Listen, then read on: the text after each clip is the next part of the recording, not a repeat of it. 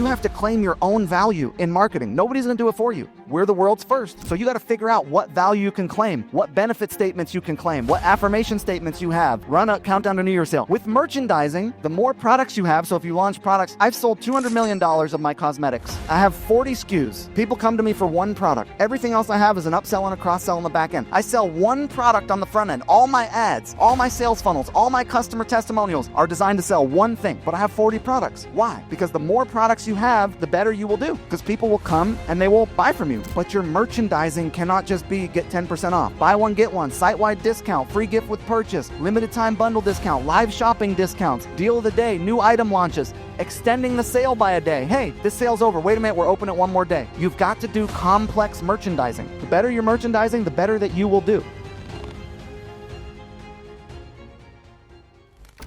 Taught a lot of us. You guys know his content. Ezra Firestone, come share some stuff with me. Come on, stand up. Commerce Roundtable. Y'all looking like some great glazed donuts. Get up. Everybody up. Up. Put your hands on your hips. Chicken wing. And just kind of rub elbows with the person next to you. All right, you go ahead and sit down. Listen, the best thing that you will get out of this event is a relationship with another person. I got some cool to tell you about that's going to help you in your business. But more than that, if you can meet somebody, relate with somebody, make a connection, it's a wonderful thing. It's a beautiful thing, and it's going to support you in your business career. So I just gave you permission to touch somebody. That was it. That was one time. Now you're back in your personal space bubble. You can't touch nobody anymore, okay? But make a friend. Where are you from, man? Right here, Hawaiian shirt. Where are you from? Rhode Island? All right, you look kind of Rhode Islandish. Welcome to the party. Yo, make yourselves comfortable. This is my dad right here at the hotel we came from. Up there. Give it up for my pops right there in the corner. Listen, my dad was getting dressed yesterday. I had never seen this. This is like some 70s gangster And I have seen somebody wear a collared shirt with an overshirt. That's two collars. This man had a collared shirt with a collared overshirt with a collared jacket, triple collar. You haven't seen that since 1976 in Alabama. It was dope. We went one collar with the sweater. See it right there? He's rocking the sweater. Yeah, okay. That was an unenthusiastic round of applause for my dad, but that's all right. We're going to keep moving. Listen, I started e-commerce in 2005. For those of you that don't know me, I was America's #1 mullet wig, afro wig, Elvis wig, finger wave fluff, troll wig, clown wig retailer on the internet from 2007 to 2010. I sold that business in 2012. I looked like that by the time I sold it. I was Shopify's #1 first professor at their e-commerce university. I still teach for them today. I got 180 team members across 5 different, well, way more than that now, but 5 brands that I actively manage. We did about 72 million in our own businesses, not the ones that I'm invested in, just the ones that I own out last year. And I'm not showing you this to brag. Like these are some of my brands. I just bought into this company. There's the boys right there. Safe Sleeve, give it up. Hey, did you know that your cell phone has radiation on it? It's the whole thing. Carrying it, like, you guys stand up for me? Talk to these. Give it up. Come on. Give them a round of applause, ladies and gentlemen. Thank you. They sold me some of their company. It's a wonderful brand. I got Smart Marketer. I got Zipify. I just bought into this company. We do about 100 million a year. And check this out. Pow. Yo, did Gary Vee have this? I don't think so. Watch this. Bam. He didn't have that. I got that for you. I sold about 70% of one of my brands for just over 50 million. This is my sweat lodge, a little Tombow I built. And look, I'm not sharing you this with you to brag. The way that you talk about what you know in this industry is you talk about what you've done. I am some bum out of a hippie commune who didn't make it out of high school, no formal education, no financial backing. But what I have done is I've showed up every day with a positive attitude and taken the next step that I can take in the direction of my goal. This was my house in high school. That's where I lived, in that tree. So like, you can do this. If I can do this, you can do this. That's why I'm showing you this. And look, in life, you don't know what's coming your way. I've had some pretty traumatic events in my life in the last couple years. My business partner suddenly died. She was the face of our brand, and she was like a second mom to me in a certain way. In 2022, I spent 95% of my year inside the neonatal intensive care unit with my sweet little baby who passed away about a year and a half ago. So like, you can't control what life is going to throw at you. And you're probably going to be faced with some intense, dark, and traumatic in your journey. But what you can control is how you show up every day. The attitude that you bring to your world. How are you going to respond? What kind of intention and presence and deliberacy are you going to bring? Because that's your choice. And I will say, just by showing up here today, I have a charity called Love Runneth Over in honor of my daughter, Audra.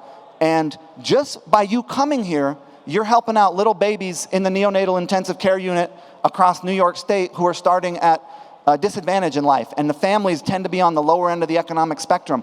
And these people running this thing gave me a bunch of money for this charity. 100% of it goes to babies and families. So take your hand, put it up. Yeah, I mean, thank you. Clap for that. But do me a favor, put your hand up in the air. Come on, y'all, what are we doing? Put your hand, you came here, put your hand up. Turn it towards yourselves and pat yourself right on the back. There you go.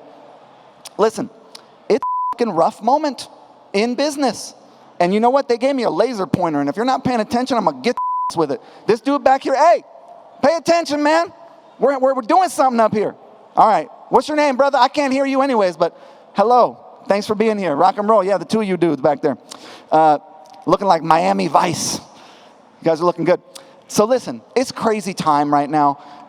There's all kinds of problems going on. Money is scared. You got wars happening. You got social not working as well. You got everything costing more. It's chaos. So what are we going to do about it? I think the first step is understanding, what are we actually doing? What are we doing?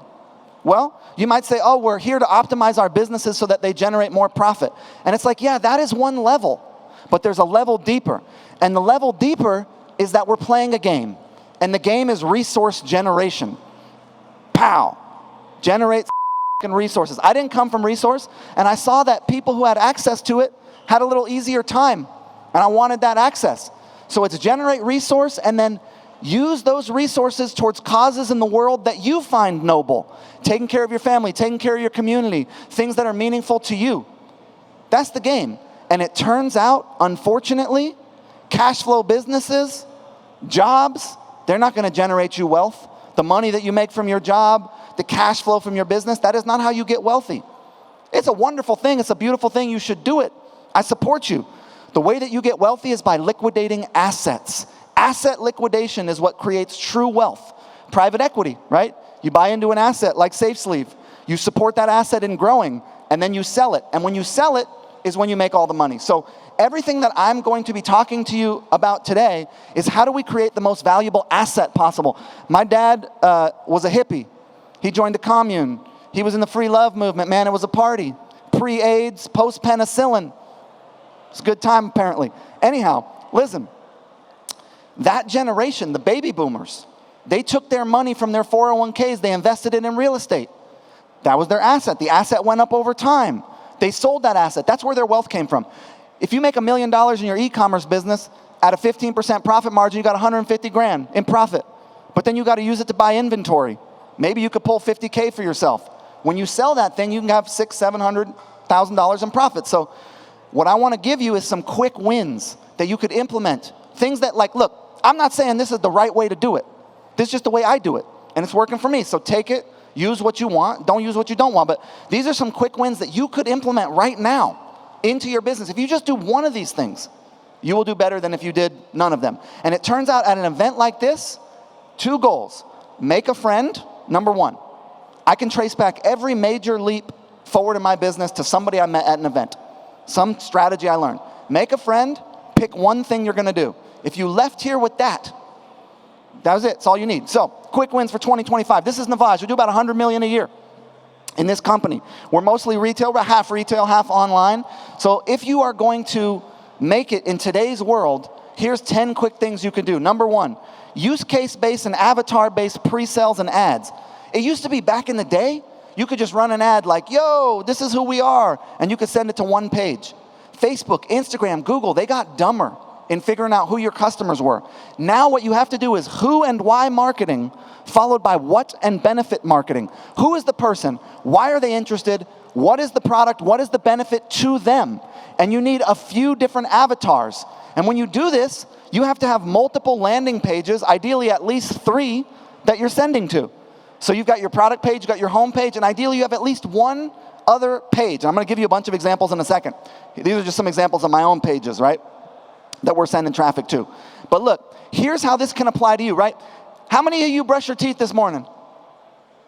Well, statistically, some of y'all are lying. Just stats would say, but I believe you. I believe you have fresh and wonderful and beautiful mouths, but don't get them close to people without their consent. But listen, 100 years ago, didn't brush their teeth. It just wasn't a thing people did. Right now, nobody cleans their nose, and that's what Navage does. And there's a lot of science that says that when you have a clean nasal cavity, you're less likely to get viruses and get sick and stuff. Okay, that's one use case.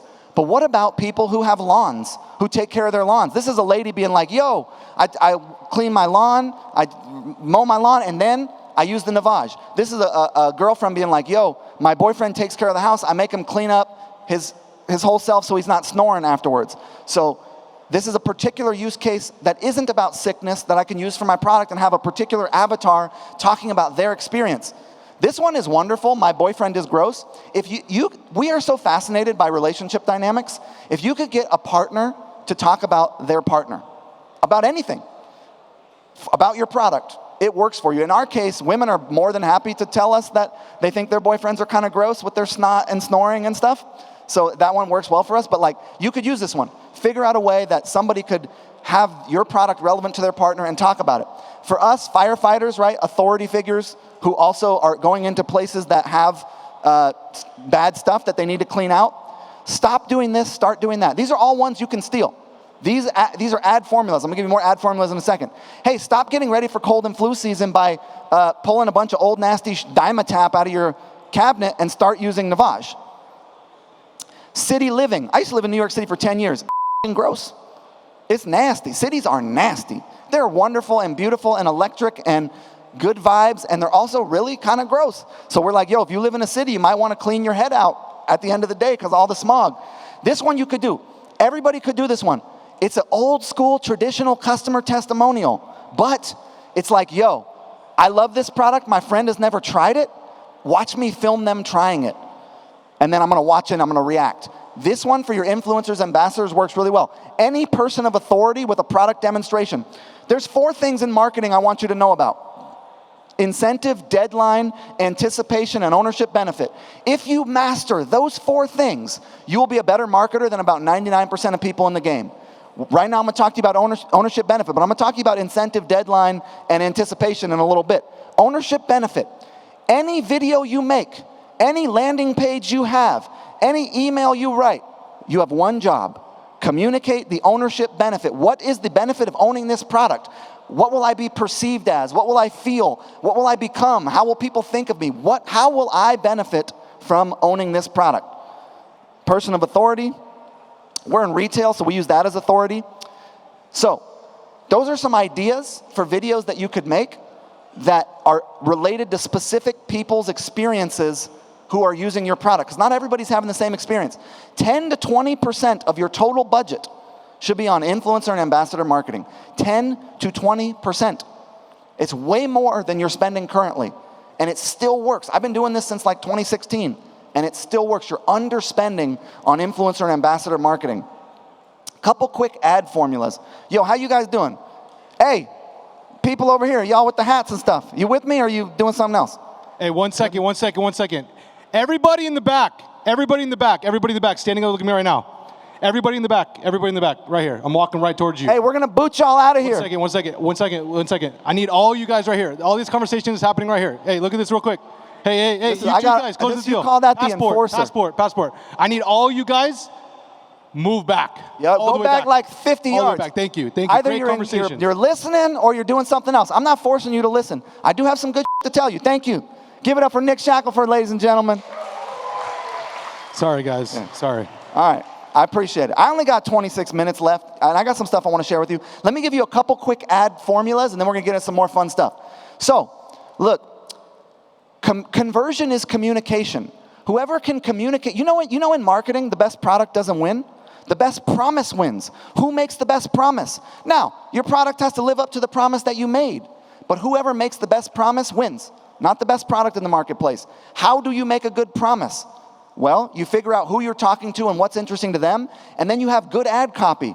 A social proof story. Hey, this is my experience with this product. Ownership benefit statement. This is how I benefited from it. Call to action. And then I'm using a PCOB layout. Person, product, color, overlay, border. I developed this layout for image ads back in 2016. It's now become industry standard. Every image ad should have a person, a product, a colored backdrop, text overlay, and a border. Avatar call out. This is a Safe Sleeve ad. The avatar is a parent with kids, right? Hey, this is how I protect my kids. So I'm calling out who the avatar is, and we're targeting that avatar. And it's a parent talking about it. Why should you listen? In this case, you want to tell people why they should listen to you. Hey, you should be afraid of this problem that exists in relationship to your kids. Here's the solution. This is an affirmation statement. A brand identity affirmation statement is something that you believe that your customers also believe. So in my case, for my makeup brand, like women who are over 55 who are sold this bill of goods that their value is declining over time, and everyone's telling them they're experiencing their hormones changing, their skin changing, their hair silvering, and everyone being like anti-age, anti-wrinkle, tighten it, tuck it up. And it's like, your life's pretty good until about 35. And it's a bunch of shit. Let's start there. But aside from that, what they report to us is, hey, we don't want 50 cosmetics in our makeup bag anymore. We want to simplify it. So a brand identity affirmation statement that we hold is less is more when it comes to cosmetics. We know they believe that too. So you want to have identity statements that your customers believe that you stand for on their behalf, right? Affirmation statement, less is more. Controversial statement. If you can stir up some controversy, powder magnifies wrinkles, right? Powder-based cosmetics. We took a stand against those. Anything that you can take a stand against that you actually believe works really well. Social proof. Nobody cares what you think about yourself. They care what other people think about you. Ownership benefit statement. Notice we edit into our videos an additional headline at the top. That's in the video, but we get extra ad copy. Mobile video. Big giant captions because people can't read. And then an ownership benefit statement at the bottom. All you need is these 3 simple sticks. Value claim. Nick Shackelford was claiming value on my behalf. If he hadn't, I would have done it. I said, yo, in 2014, all these gurus, like the last time I spoke after Gary Vee was like 13 years ago here in San Diego. So I've been doing it. And all these gurus that are teaching today, they came through my stuff, which is wonderful. And then they did their own thing and they made their own careers. But you have to claim your own value in marketing. Nobody's going to do it for you. We're the world's first. So you got to figure out what value you can claim, what benefit statements you can claim, what affirmation statements you have. And then you can have a question in the CTA. Okay, a little bit about ads. We got to touch on ads a little bit. I'll give you these slides, y'all. You'll get them. Us versus them marketing. I don't like to invite conflict into my world, usually, but this just works too well, and you can do it in a way that isn't douchey, but you gotta, like Navage, right? Neti Pot, anybody use a Neti Pot? Yeah, it's kind of like the Vaseline or the Band-Aid or the Q-tip of that category, where basically when you buy a Band-Aid at Target, you still call it a Band-Aid, even though it's not Band-Aid brand. That's Neti Pot. So we're like, yo, here's why we're better than them. They're a particular, they're the category. Well, and I kind of was worried about it, and I should have known because karma's a motherfucker, because then my main competitors did a us versus them ad against me, and it's their best ad. But look, these guys are actually students of mine before they started this brand. They've got us versus them against me, and then they go to a landing page about why they're better than us. This is the perfect example of a particular specific avatar use case call out. In this case, here's why we're better than the competition, to a page that talks about that. This ad, they're spending so much money on this ad. I was speaking on a stage in Las Vegas, and I was talking about us versus them. Anybody know Cheech and Chong? Yeah, man. Cheech and Chong. So they think I'm a good customer of their marijuana edibles because they follow me around with ads all crazy. And look, I do enjoy an edible here and there, but I'm not buying on the internet. But anyhow, I went to their landing page, and they had the best us versus them I have ever seen. It was so funny. So I put them inside of my deck because I was doing an us versus them presentation. And I did this presentation. Afterwards, I got a LinkedIn message like, hey, man, thanks for the shout out. I was like, I didn't shout anybody out. Who is it? I looked at the byline, and it was like, responsibility is heavy responsibility, man. And I was like, it's Cheech and Chong. So I reached out to the dude, and now we're doing Cheech and Chong marketing, which is like one of my greatest achievements in marketing life. It all started from us versus them. This Safe Sleeve, us versus them. This Athletic Greens, everyone's doing it now. This is Groons coming up against Athletic Greens. Here's a brand I was working with. They sell diapers to babies. Well, they sell diapers to parents of babies. And they got us versus them that then leads to a particular landing page about a mommy blog. So that works really well. So you got to be doing us versus them. And us versus them is a flavor of before and after. As you can see, that's before and after. It's the same flavor, but it works really well. That's win number 2. Win number 3, product launches and sale events. If you just do one of these things, that's all you need. Product launches and sale events. You're not launching products. You're not running enough sales. I am on my weekly calls with the Safe Sleeve boys. We get into some we don't get into tight spots, but when we do run up against any level of friction, it's because I want to do more promoting. I want to sell more. And look, when you run these sale events, 3 emails day 1, on your first day and last day and day in the middle. If it's a 3-day sale, then it's all 3 days. If it's a 5-day sale, it's day 1, day 3, and day 5. 3 emails, 2 SMSs, and double the ad spend. Look at what happens on your peak days of your promotional events. By the way, what you see right here, you see that at the end there? This right here and here, that's December 26th and December 31st. If you do nothing else, take your Black Friday, Cyber Monday merchandising, run a countdown to New Year's sale with the same merchandising. That is deadline. You'll have people who've seen your ads for 2 months, who've gotten hundreds of emails and SMSs, but because there's a real deadline now, last chance this year, they will buy from you. Run a countdown to New Year's sale. With merchandising, the more products you have, so if you launch products, I've sold $200 million of my cosmetics. I have 40 SKUs. People come to me for one product. Everything else I have is an upsell and a cross-sell on the back end. I sell one product on the front end. All my ads, all my sales funnels, all my customer testimonials are designed to sell one thing. But I have 40 products. Why? Because the more products you have, the better you will do. Because people will come and they will buy from you. But your merchandising cannot just be get 10% off. Buy one, get one, site-wide discount, free gift with purchase, limited time bundle discount, live shopping discounts, deal of the day, new item launches, extending the sale by a day. Hey, this sale's over. Wait a minute, we're open it one more day. You've got to do complex merchandising. The better your merchandising, the better that you will do. You guys are getting a little bored with me. You guys know about shaking? Anybody know about shaking? Shaking the energy out? Can you demonstrate for us real quick in the glasses? Yeah, get up real quick. Yeah, can you demonstrate a little shake? There you go. Yeah, that's beautiful. That's it. All right. And nobody wanted to clap for you, but I am clapping for you on the inside. She's clapping for herself. Can you guys just energetically shake it off real quick? Like the milkshake has brought the boys to the yard or whatever. There we go. All right, thank you. You know what? It was all the ladies. All the men are like, we are uncomfortable expressing our emotion. And the ladies are like, yeah, dude. All right. Traditional content marketing. You can't just sell. You've got to market to people with content. Look, what your business does is it communicates with a group of people who are sharing a collective experience. Women over the age of 50 who are having the aging experience and everybody finding them wrong for it. Entrepreneurs who want to grow their business. Your job is to relate to them about the experiences that they're having through content, add value to their life, and then offer solutions to the problems they face, which are your products. Live shopping, we do Facebook Lives, we do ambassadors, new product launches, tips, listicles.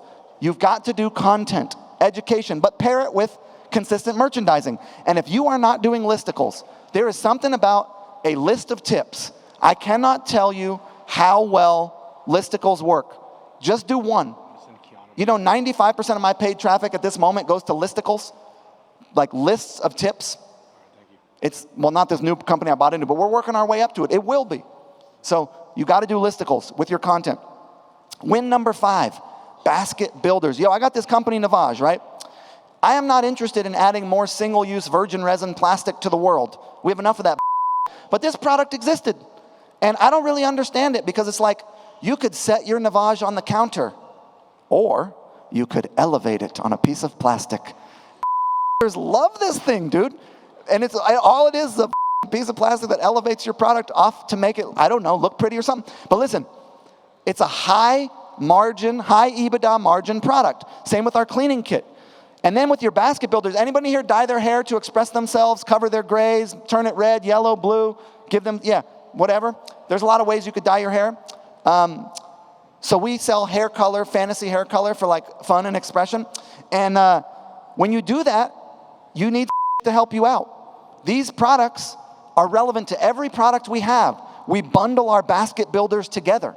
And then we offer that as an upsell, cross-sell through Zipify one-click upsell. That's my team right there. Give it up for EJ and Brittany, ladies and gentlemen. Zipify one-click upsell, pre-purchase, post-purchase, all that. We do upsells and cross-sells. By the way, when you're sending your emails, use OmniSend. I'm going to tell you about OmniSend in a little bit. But yeah, basket builders have high profit margin, and they're relevant to everything, and you can manufacture them really easily. Why am I putting product pages and sales videos on here? Because you will build a product page and a sales video and never look at it again. And a sales video is not an ambassador demonstration. A sales video is a problem agitation solution. That's the best one. I got 10 or 15 sales video frameworks on my blog that I can give you. The best one that you could possibly do is problem agitation solution. Anyone know Everlane? Everlane's like couple $100 million clothing company, and they did the best. I'll send you a link. The best problem agitation solution sales video for a product launch in the last 10 years for their denim. They were like, yo, did you know that the denim that you're wearing is killing all the fish in the oceans? Up all these underdeveloped countries' water systems? I was like, no, that's the problem. They introduced the problem, and then they agitated the problem. You're for all these reasons you didn't even know about. It's like, damn, I need to stop with this denim. But we have a solution. So problem agitation solution, wonderful framework. You need at least one of those in the carousel on your product page. You know only 50% of people come to your product page only see this? They don't scroll down. 50% don't scroll. If you don't got a sales video in your product carousel page, and if you're not testing, I'm going to give you some product page stuff in a minute, then you're losing out. Upsells, cross-sells on the PDP. Buy more stuff while you're here. You got 3 ways to grow a business. There's only 3 ways. Look, I had to simplify stuff. I didn't make it out of high school. Like, I'm not highly educated. So I had to simplify things down so that I could do them. 3 things you can do. You get more new customers. You can get people to spend more with you while they are shopping. I built a whole company on that one. That's one-click upsell. You can get them to purchase more frequently. That is it. There is nothing else. Get more new people, get them to spend more while they're shopping, get them to repeat more frequently. End of story. Everything I am telling you is in the direction of one of those 3 things.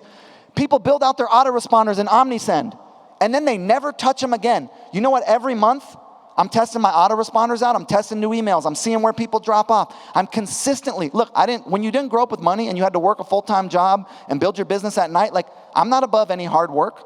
I think as humans, we're all of equivalent value. I might be higher than you in the organizational structure. That doesn't mean that what I have to say is more valuable than what you have to say. One of my team members is like, man, why aren't we testing our autoresponders? Like, I don't know. Let's do it. So we're testing those every month, getting more value out of it. OmniSend helps with it. When you call in on my phone, we got women over 65 as our core consumer, and they like to chat, dude.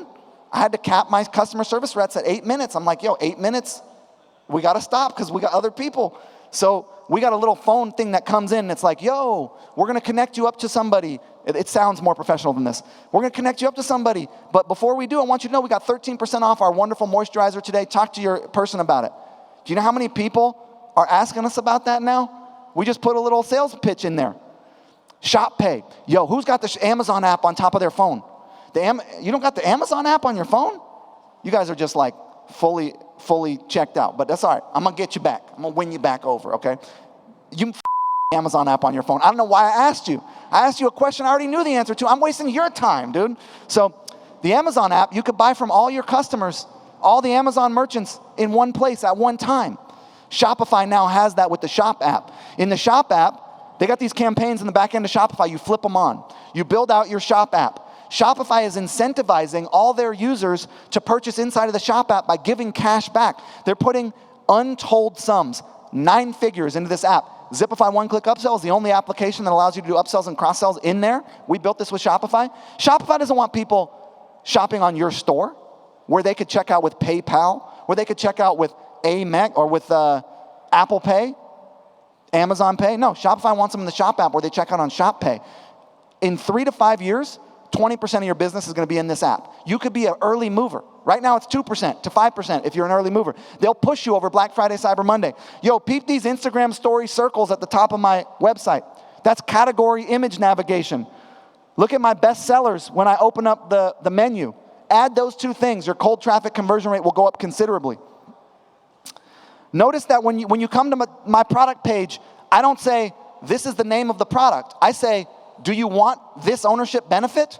Do you want to sleep better and feel better? I have ownership benefit copy to open my product page. You need to have that too. It works better. You will sell more. Oh, yo. Check this out. Pow. You never had that? Nobody had that today, did they? You didn't see no flames? Gary Vee had no flames? Bam. All right, listen. 40 million in sales, 13 million in ad spend. My viewpoint is they're a perfect ratio of top line spend to sales. So basically, you got to be spending 20 to 35% of your total revenue on marketing. If you're not spending enough, you're not fueling the business to go forward. It's kind of like a diet or a workout program. Anybody ever, I've grown some, if you know what I'm saying. Anybody grown anything in here? You gardened? Yeah, a couple people? Look, you water this, you plant a seed, you water it. Nothing happens. You water it. Nothing happens. You water it. Nothing happens. You're like, nothing's happening, and you abandon it. And that's what happens with ads. But below the soil, the seed had started to sprout. It was traveling up through the darkness. It hadn't broken the seal yet, and you quit. Advertising is like that. You have to do it every day. There's a reason why businesses hit 8 figures in year 4, 5, and 6, because there's a year-over-year halo effect. You got to consistently invest every year. People start, when their business starts making money, they start pulling money out of it, balling out on Instagram, wearing ripped jeans, wearing fedoras, renting Lambos. It's like, no, dude, put the money, hey, if that's how you want to party, I'm the guy who thinks you're right the way you are. Party however you want to party. But if the goal is wealth creation, you got to let the snowball build, you know? What you need is a truly good product. You don't need a unique product. There were things that washed your butt before Tushy. There were weird pillows before Purple Mattress. There was toothbrushes before Quip. You need a good enough product. And then you need to make the best promise in the marketplace, and you keep making your product better. Formulas, couple formulas for video. These are all done in the voice of the customer, from the customer's point of view. I'm getting X value with X brand name. This is what it is and what it does. Here's why it's good, the USPs. Here's how it works. These are the main objections you might have. In this case, will it work for my hair type? More unique selling propositions, and with customer testimonials and before and afters and a call to action. Today, I am dyeing my hair for the first time with Overtone. It's a semi-permanent color depositing conditioner. It's vegan, it's moisturizing. So look, you take that video, you find the most compelling part, you chop it onto the front. I knew when this lady went, I was like, yo, that's my opening. Watch, listen to her. That's it. I was like, that's gonna work. This is so bright. It doesn't really same matter what video, your hair type is. just cut up differently. This is gonna work for you no matter what. All right, last quick video for me. I'll give you more of these later. Product name, social proof statement, ownership benefit statement, value claim, social proof statement, call to action. Boomstick Trio. Boomstick Trio. Boomstick Trio. Glimmer, color, and glow. It's absolutely perfect. I don't need any other cosmetics. Best spontaneous purchase ever. I love this stuff. I get giddy. That's the Boom Beauty Glow. If you watch this back, you're going to see every one of those elements stacked together, and you can get this content from influencers and ambassadors really easily. Value creation plans. If you're not doing this, you must start. This is how you grow a business. A value creation plan is you take every 3 to 6 months, you sit down and you say, what are some ideas that we're not currently doing that could grow the business? And you come up with 10 of them. And then you rank them. How long are they going to take? How much are they going to cost? How much potential value would they have? Do we need any outside investment? Time, cost, potential value, and then what are the KPIs that you're going to track that are associated with them? There's one other one that's on our VCP. And I'll give you my VCP layout. But look, then every quarter you come back and you say, how do we do? Do we want to drop this one on? Do we want to add this one on? You're constantly held accountable. It's as if you had a board. If you don't have a board, you need VCPs. If you have a board, your board will be running a VCP for you. How are we creating value for the brand consistently every quarter and measuring it? And then arranging. You only need 3 or 4 of them a quarter.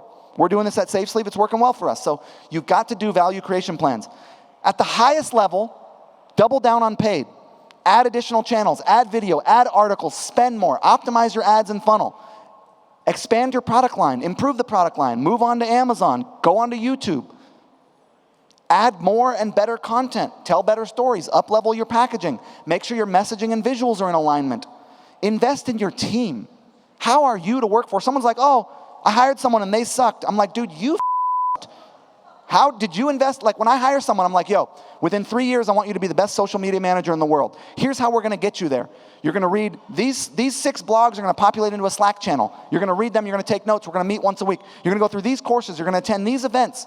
And then you're going to come every week and tell us what we should be doing for the business. You've got to give them a way to grow. You got to give them agency. Are you micromanaging them and bulldogging them and swinging your belly around on them? It's like, how are you to work for? Do you give good benefits? Do you have a good work environment? Do you give them autonomy and freedom? Turns out, in business, the game is coalesce a group of people together over time towards a goal. It's not, like if you have high turnover, you're not gonna make it. So the amount of value you can get from one person is amazing. So invest in more people. Are you kicking me off? I got 6 minutes. All right.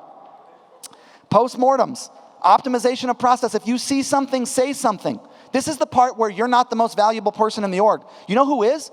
Usually the people in support at the lowest level of the hierarchy, because they're talking to the customers. So when someone joins my team, I'm like, yo, if you see a way that we could be making our products better, that you could be enjoying your life better, or your work life, or if we could be serving our customers better, let me know. I want your feedback. You're never gonna be in trouble for giving feedback. If you think this meeting on Monday is stupid and unuseful, let me know. Let somebody know. If you see something, say something. And then for you as a CEO or founder, you can't be driving the car all the time. You gotta navigate the ship. One day a week, Top Level Tuesday, where you're navigating, not driving. Watch your numbers. Most people don't look at their monthly P&L. Most people don't have KPIs they're looking at. Most people don't have VCPs, quarterly reviews, quarterly plannings. This is how you run a business. I had to learn all the hard way. Not pay my taxes, mess everything up. But luckily I did it when I didn't have any money. There wasn't Nick Shackelford. There wasn't Jimmy Kim. There wasn't Commerce Roundtable 20 years ago when I got into the game. So I had to learn it all the hard way. I already told you what your brand does. You know that everyone is so worried about what they put into their body. You know, and the reason is because people can sell you like that. They can sell you diet programs, workout programs, so they're selling you that. What about what you put into your mind? What about when you open Instagram and people are getting shot in the face and falling out of buildings? And it's like you could be deliberate about what you put into your mind. What you think determines how you act, which results in what you get. It's more important. I mean, the mind and body are connected. They are one. But if you're not being deliberate about what you consume, then you're going to be... It turns out these algorithms have figured out that... Gary said this. Whoever has the attention wins. And you know what they figured out? Is that if they piss you off and scare you, they keep attention. So you go online, it is designed to anger you and freak you out so that you'll stay connected to it. You got to be deliberate about what you consume. I got a couple group chats with friends where I open that and know it's going to be crazy. Otherwise, it's like bonsai trees and jujitsu, you know? It's like I've curated my feed that I'm interested in. If you are not happy here and now, you won't be happy there and then. There is no amount of money you will make. There's nothing that will do it for you. I can tell you from going from the lowest end of the economic spectrum to now being one of the more wealthy people I know. Money's a wonderful thing. It can buy you some comfort. It's great. But if you can't have presence and joy and gratitude and fun and intention and love and romance here and now, you won't get it. It's not coming for you. You have got to figure out how to enjoy your life, whatever that means for you. It is an inside job. And money's not going to do it. Money's a wonderful thing. I hope you use to make some of it. But it turns out that gratitude and generosity, in my experience, are really good indicators of happiness and success. And consistency is what this game is about. How is a bum like me in the spot I am in? I just showed up with a positive attitude, wasn't too proud to ask for help when I needed, and stayed at it. And you had burning out, you know? It's like, just got to stay with it. Check this out. It's not about how much you make. Listen to this. Turn the volume up. Oh my gosh. Where's all your money gone, Daddy? Taxes. 6, 9, 10, 11. Let me fix my houses. But it's okay. It's part of the game. No, it's not. It's not fun. It's not fun to what? It's the worst part of the game. Oh, it's what? Taxes. Listen. You get out of your business what you put into it. The question is not, what can I get out? It's what more can I invest? What can I contribute? Who can I get to help me? How can I put more in? That's the question to ask. I don't care what happens to you this year, next year, 3 years from now, 5 to 10 years. That's what when I convinced, well, we kind of did a deal together, Safe Sleeve to let me join their company. It was, guys, I don't need any money from this. 5 to 10 years. That's the goal. Where you are in 5 to 10 years, it's a short period of time, actually. I want that for you. Yes, I want you to be successful now, but I want you to understand that this is a long game. It is a marathon, not a sprint. This is the most popular American president back in the day, and he had to say in the 60s, and nobody was listening to him. And so, my fellow Americans, ask not what your business can do for you. Ask what you can do for your business. Listen, was saying that shit. Nobody was listening. That's crazy. It's crazy. I know, dude. So listen, here's the deal, okay? Number one, have fun. Enjoy your life. That doesn't mean don't work hard. That means take care of yourself mentally, emotionally, spiritually, energetically, physically, so that when you show up to work, you can be enthusiastic. You can bring the party. People want to hang out with you, right? If you are overworked and underslept and just a mess, you're going to be no good, no use to anybody. So do what it takes to be a fully, filled cup so that you can pour out into the people around you. Make good things that truly serve the world and never stop making it better, and be profitable at any scale. If you made 50 grand and you had a good time, you enjoyed it, because look, you get hit by a bus, your kid could die, knows. So you had fun, you enjoyed it, you made something wonderful, and you were profitable, you have won the game of business. You're better off than somebody I know who's got a $50 million business, who's shackled and miserable and up all night eating Butterfingers on Red Bulls and shit. It's like, hey, scale is a wonderful thing, but not at the expense of your good time. They say leave the place better than you found it. I believe in leaving the people better than I found them, and that's what I'm trying to do with y'all here today. So that's my presentation. If you're interested in the stuff that I have to say, I got an agency where I can do ads and emails for you. You can go to zipify.com/growth if you want a free strategy session. You're on Shopify Plus, and I am a brand ambassador for OmniSend. I love this company, and you can go to omnisend.com/Ezra and get 30% off. I'm going to be at their booth at lunch. You want to come talk to me right at 12:30 at lunch? I'm at the OmniSend booth with these homies right over here, Jenny and Adele. And thank you so much for watching. I appreciate your time.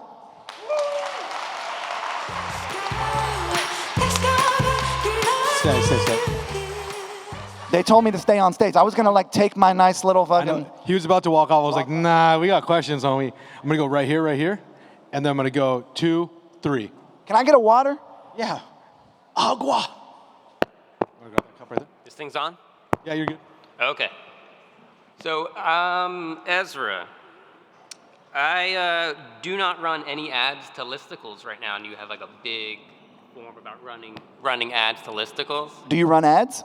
Yeah. Okay, then I'm happy. It all goes to PDP. I was wondering how you measure the listicle performance versus just landing on PDP, because you can go, hey, conversion rate boosted because we ran this ad. How do you measure conversion rate boost on listicles? We measure, we're not so concerned with conversion rate. We're concerned with how much does it cost to acquire a customer and how many can we acquire. And what we find for brands that have ads that are running to PDPs is it's horizontal scale. It's like, keep your PDPs live. Turn the listicles on, you're going to reach a different demographic. You're going to reach people who want to read content. You're going to get new consumers that you're not currently reaching. And we're finding that our listicles for us are getting us cheaper customers at more scale than direct to PDPs. It depends on the market. It's not like I said, I'm not telling you this is the only way to do it. I'm not telling you this is the right way to do it. I'm just saying this is how I do it. And it works for me. Do whatever the you want, man, however it feels good to you. But I do stand on business about listicles. I mean, how long have we been doing them? Your whole career, bro. Yeah, this has been 10 years minimum. Doing listicles? Listicles. Dude. Well, and it depended. I mean, some products might not, what is a product that might not need a listicle? I mean, very low. So here's an interesting thing about a sales cycle, you guys. I sell $100,000 items and $50 items. You know the only difference? The length of the sales cycle. When I sell a $100,000 item, I get someone on an email lead. They come to a webinar. I add value to them for a year. Then I sell it to them. When I sell them a $25 item, hey man, here's an ad, buy this thing. That lower end price point doesn't need as much selling. So it's like price point also dictates.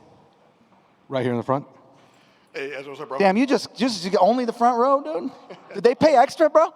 No. It's okay.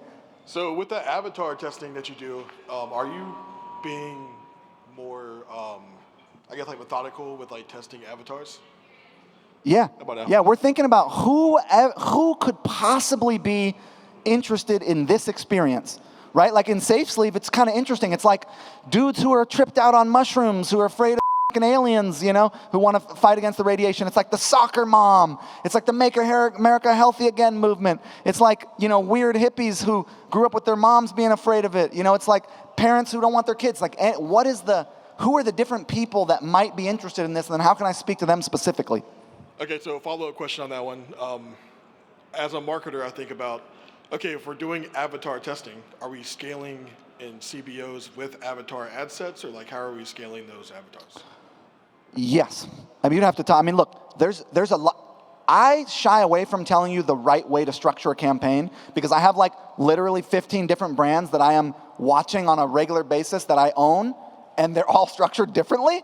And we got some similarities, but it's like if you want to get into the weeds of campaign structure, you got to talk to Molly Pittman or Nick or somebody like that. I'm beyond that at this point in terms of my own knowledge. I'm not in the game that level. Thanks, Ezra. It's a good thought process because there's just like how do we make sure we're sending the similar message but so different based upon demographic? Yeah, you lasered him. What's that? Got him. I got him, dude. What's up? Is this thing on? Yes, sir. I'm sorry. I didn't mean to get you, lady, there. I apologize. Yep. Cool. Hey, Ezra. What's up, man? What's your name? Jonathan. Jonathan, where are you from? Here. Is it Jonathan? Because I met a dude the other day. He told me it's Jonathan. There's a few of us. Jonathan, bro? I've been in this space for 20 years. I've never seen you talk, actually. But oh, damn. It is amazing. First of all, nobody was zoned out. There's just so much information you're throwing at us. We're just like, okay, taking it all in, taking it all in, taking it all in. So, yeah. Yeah, it's hard to tell when these big rooms. Especially when all those assholes talking in the back. But yeah. Anyway, so listen, you got your fingers in a lot of pies. That's one way to put it, man. Okay, I wouldn't have quite said it that way myself, but okay. I think I heard that expression somewhere. Anyway, so I'm curious how you structure your time on a weekly basis. Yeah. So where's your because you're like you're talking about listicle stuff. You're deep in campaigns. At least you seem to have an understanding of it. But you're also involved with a lot of brands. So I'd just love to hear your allocation focus. I had the fortune of having to do everything myself, so I learned everything. And then as I delegate, it turns out the best thing you can do for your brand is buy help. That's how you frame it. I am buying help. And the help that you buy gets better every week. The first person, when you hire somebody, the first 20 hours they work for you is about 1/5 as efficient as the 50th 20 hours they work for you. So I've gotten really good at delegation systems, organization. You know about Wayfair? I'm going to get off your stage in just 2 seconds, Nick. You know about Wayfair? They're the biggest dropship company in the world. Back when I was dropshipping wigs and adult novelties, if you know what those are, and dog supplies and gift baskets and bar stools, it was American dropshippers. China didn't exist. There was a company that was competing against me. And I was some kid playing poker for a living, living in New York City, trying to make it off my couch, selling Fu Manchu mustaches. Didn't know nothing about nothing. And these dudes were 10 years ahead of me. And they had been to business school. And they understood systems, process. I'm going to answer your question. Systems, processes, delegation.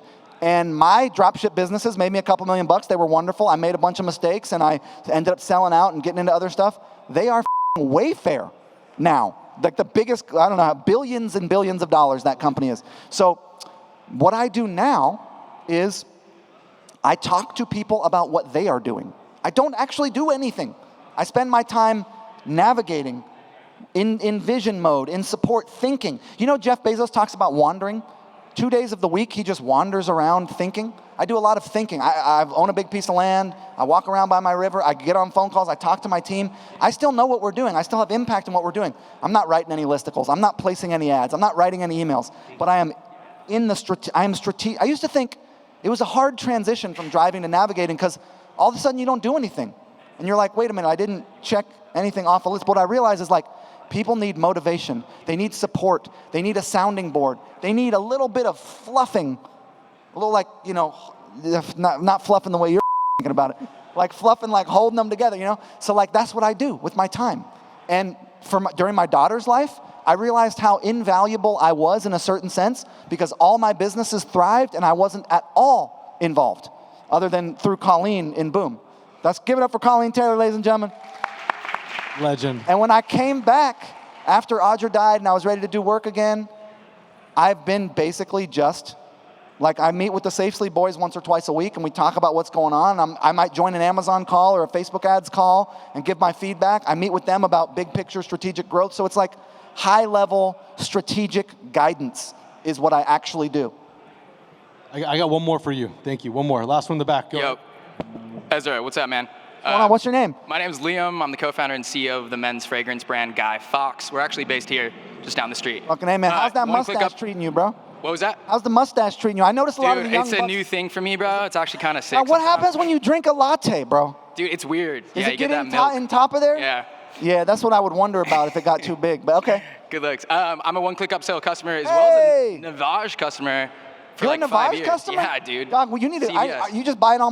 Take you to lunch. I got you, bro. Anyway, so you were one of the only founders in this whole space that I think, as a CEO, like we never talk about mindfulness, right? And like you're bringing up why the things that we do matter. Like, dude, we're all selling widgets that people don't really need, and we get caught up on the numbers and the metrics and the ROAS. But when you lead your team, what are the things that you do to be mindful when you're having a bad day? That's something that I'm leaning into. When I'm personally having a bad day? Yeah. I mean, here's one viewpoint that I hold that I think is a freeing viewpoint if you are willing to take enough responsibility in your life to take it on, which is that I am not a victim of my emotional state. If I feel a particular emotional way, that does not then dictate how I act. And you know how we know this is true? Because somebody could be out of control with rage, and then a bigger, badder motherfucker walks in the room, and all of a sudden they shut up. So it's like, you're not actually out of control with your emotions. And once you are aware of your own personal responsibility for your behavior in any moment under any emotional circumstance, all of a sudden you're free. Because now you can feel whatever the emotion is and still choose deliberately to communicate with love and kindness and intention. And sometimes love and kindness and intention is telling them what it is, telling them the truth. Maybe that's the most loving move, is to be super stern. But it's like you're doing it deliberately. You're not doing it because you're emotionally reacting to it. It's not violence, in emotional violent communication because you are worked up. It's because you're choosing to ramp up the intensity a little bit so that they will then hear you. Like, you follow me? Totally. So you are not actually a victim of your bad day. You could be having a bad day. And by the way, guess who is the arbiter? Guess who gets to decide whether something was good or bad? Guess who's the only person? You. You get to perceive something, which is a wonderful gift we have, being alive. We get to choose what we perceive by where we put our attention. We then perceive the thing, and then we get to decide, was that good or was that bad? So all of a sudden, you know, real 2 seconds. You got it, dude. You go to a monastery, okay? And these will hand you a pair of scissors and say, cut the grass with scissors. You're like, cut, okay, cutting the grass, you know, cutting it. And then all of a sudden, you see a grasshopper, and you feel the wind on your back, and you hear the birds, and you take a breath in and you feel your body, and you're like, you realize that, and this is what the lesson is supposed to be, that the amount of intention and attention that you bring to a given moment directly associates with how much you are able to derive, how much value you get to derive from that moment. So if you are having a bad day, you have decided to judge your experience as bad and then be unwilling to perceive any good in your universe. And if you just looked around and said, hey, there's a little baby over there with a tube in their neck, you know, you might have a little grace for yourself and compassion, and then find something that you could be approving of and then move on. So I think it's an inside job. I think if you're having a bad time, it shouldn't affect your team, and you should handle that shit as the leader and be a good example of what it is to be a leader, which is somebody who handles and shows up and with the goal of contributing. And if you can't, if something was I'm not saying don't feel your negative emotional experiences. Sometimes you're in a place where you just can't. It was too intense, whatever happened. You be a big enough person to take a break, create some distance. Hey guys, I need the day. I need a minute. Let's come back to this. And you don't have progress be more important than how it feels amongst the group and how you feel, because your progress will be sabotaged if you try to take it when you're all f***ed up.